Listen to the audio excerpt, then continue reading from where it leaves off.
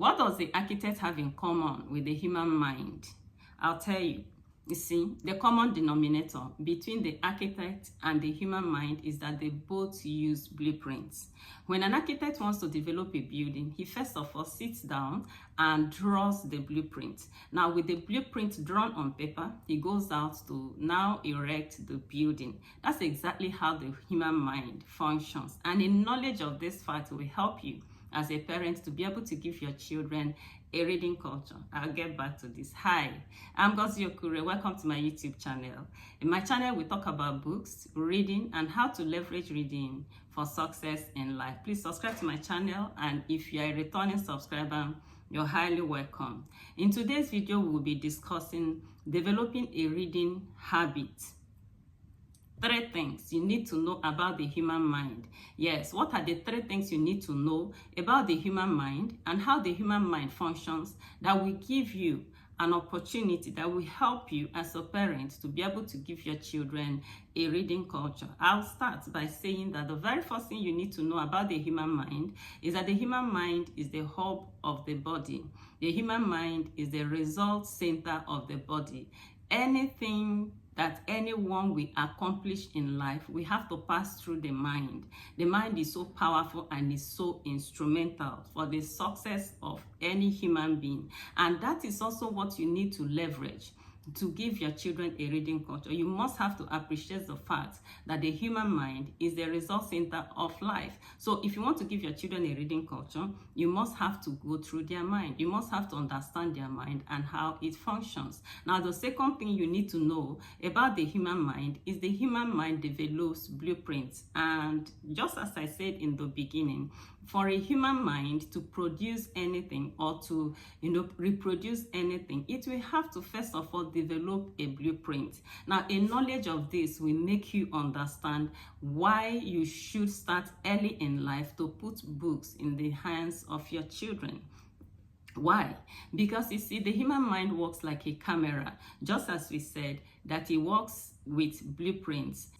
Just like the architect, as I said in the beginning, the architect sits down, draws the blueprint, and goes out to reproduce it. What so many parents don't know is that between the ages of 0 to 7, that is from the day a child is born to the time that child is 7 years old, the mind of the child, the subconscious mind of the child is open, and the child is absorbing everything happening around him or her. Now, the baby is absorbing every single thing that is happening around him or her. So a knowledge of this should be able to help parents to place the right things before the child's eye. The caregivers who are taking care of this child should know that that child is just like a camera. The subconscious mind of that child is just open, capturing everything happening around him. Now, if at this early stage, critical stage, you place books around that child, the child sees you reading, the child sees books around him, the child thinks, oh, this is exactly what happens in this world. In this place, we read, because that child is coming from the womb. And in the womb, there was not much he was doing there, right? There was no football field there. There were no books in the womb, no cameras, no screens in the womb. So when the child is born into your home, that home represents the whole world to him, because he had not gone to America before. He had not gone to UK. He has not even visited your uncle or your aunt. So he doesn't know what happens anywhere else. The only thing that child knows and what represents the world to him is what happens in your home. So at this critical time, if you want that child to be a reader, then you program him to be a reader by placing books around him, by placing books in his eyes, because you see, the eye is the very powerful gate into the mind, and the ear is the very powerful gate into the mind. So when a child wakes up and he sees mommy reading, he sees daddy reading, or you give the child book, you read bedtime stories for the child, you're programming this child to become a reader. Right? But unfortunately, what happens at this critical stage is that a lot of parents place the screen before the child. Now, you place the screen before the child, and most times in those screens, the child sees a lot of things that it's not supposed to see, because a lot of our screens, if it's not violence that the child is seeing immorality, or the child is seeing one crime or the other, and the child is watching, the child is seeing violence, the child is watching, and what the parents do not know is that watching, the child is being programmed and is getting all the things he's watching and storing them in his mind, in his subconscious mind. Now, there is this very interesting story that you need to, remember. You remember when we were in Sunday school growing up as children, we were told the story of the Tower of Babel. Yeah, some men gathered together and said, we want to build a tower that will reach into high heavens, okay? And what did God say? And God made a very significant statement here. He said that nothing will be restrained from them which they have imagined to do.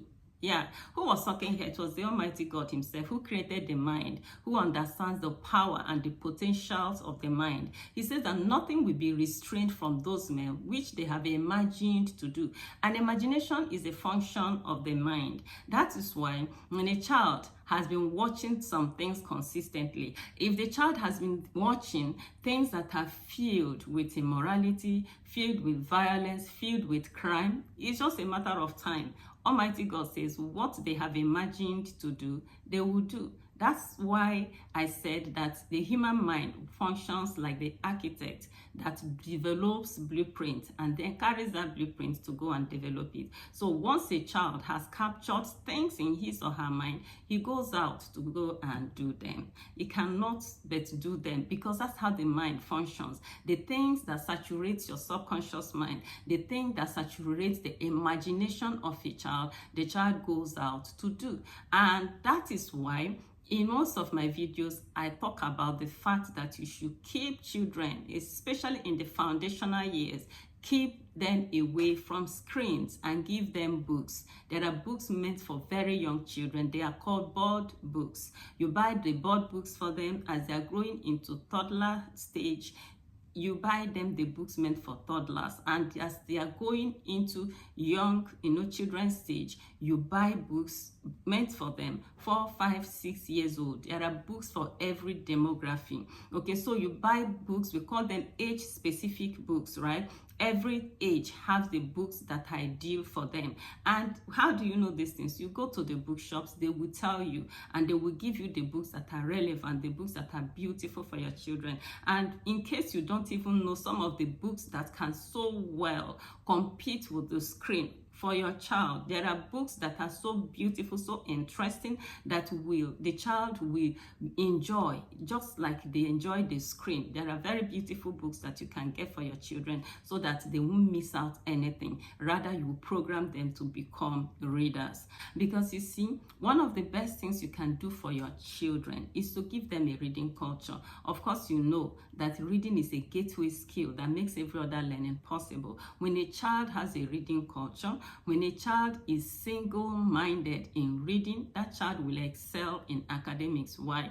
Because reading is one thing that once a child is able to master how to read, love reading, that child will be able to read and acquire all the necessary skills to become a high flyer in life. So you want your child to be a star, then place books before them so that their imagination will be saturated with books, with reading, with writing, with public speaking, and with success in life. That's how to do it, right? Now, the next thing you need to know about the human mind that will enable you to give your children a reading culture is the fact that the human mind does not have the capacity to hold many passions at the same time.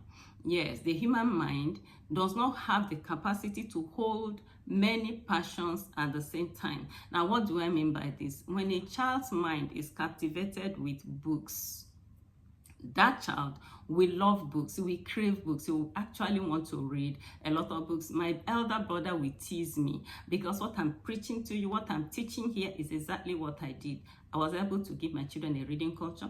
I knew the power of the mind. I knew the power of imagination. I knew that once a child's attention is captivated by something, he will be, craving that thing. So I put books into the hands of my children, starting with board books. Okay, so what I'm discussing here is not theory, it's what I have done. I remember when I was raising my children, my elder brother would tease me. He would say that my children are the only children he knew in the world that he would visit with a bowl of ice cream in one hand and with a pack of books on the other hand, and they will go for the books first. Okay, so that's what he used to tease me about, and it has not changed much. I remember a couple of months ago, I had to tell my daughter, I said, you know what, you have bought enough books for this month. No more buying of any books again this month. Okay, so once a child's interest is captivated early with anything, he goes for it. So that's why you must have to ensure that you place books into the hands of your children. Place books in their hands. Let them see you read books. Let them have the books that are relevant for them, the books that are so interesting for them. It was President Obama that said that reading is a gateway skill that makes every other learning possible. Once a child is able to learn how to read, you can be sure that that child will become a star in life. I said in my video yesterday that I wrote a book sometime last year titled How to Give Your Children a Reading Culture, and that book, I dedicated it to all the genius children, all the star children all over the world that are stranded at poverty zones, stranded at failure zones, because nobody gave them a reading culture. Every child is a star, but unfortunately, a lot of parents do not take the time to read books, to get to know how to give their children a reading culture, so that these children will be programmed towards reading and towards knowledge instead of being programmed to screens. So do I have anything against the screen? I don't. I use the screen. Screens are absolutely beautiful, but very early in life, remember that man is a creature of habits. Whatever we do consistently becomes habitual. So with this knowledge, it is so important that you start on time to put books into the hands of your children, push them towards reading early in life, because once they grab this ability to read, once they grab that ability to sit down and read, it spares them from a lot of trouble. I want to encourage you, having known these beautiful attributes of the mind, that the mind is the resource center of the body, the mind develops blueprints based on what it sees, right? And that mind works in such a way that it can only hold a few passions at the same time.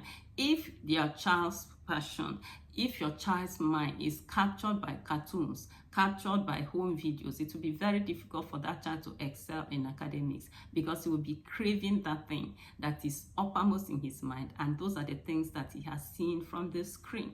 So I want to encourage you. It's a great privilege to be a parent. It's one of the most beautiful privileges in life, because God wants to work in partnership with you for you to program a child for success, and it's doable.